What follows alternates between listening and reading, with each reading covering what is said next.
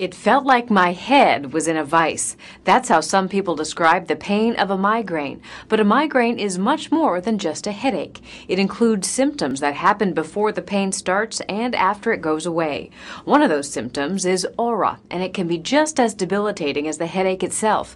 And auras can also slightly increase your risk of certain other conditions. More from Mayo Clinic. Every blind in my house is drawn. Regan Larish Hunter shuts out the light because sunlight, lamplight, any light can trigger a migraine. It's just like a veil that just goes over you. But it's not just the headache pain that Regan dreads. She also dreads the aura, the visual disturbances that happen beforehand.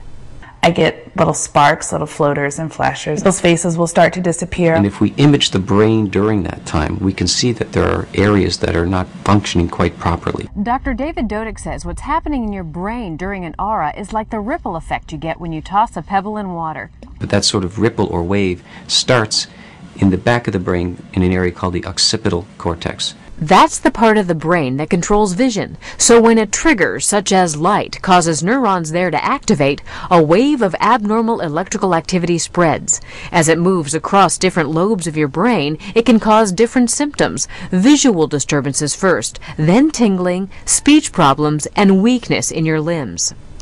As Regan knows, symptoms can be scary, but they're generally not dangerous. However, people with aura have a slightly increased risk of stroke and cardiovascular disease.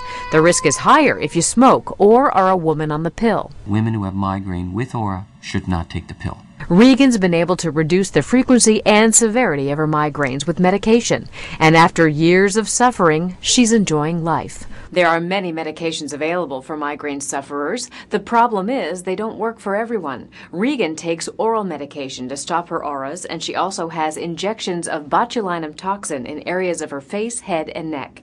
She went from having up to 20 headaches a month to 3. For Medical Edge, I'm Vivian Williams.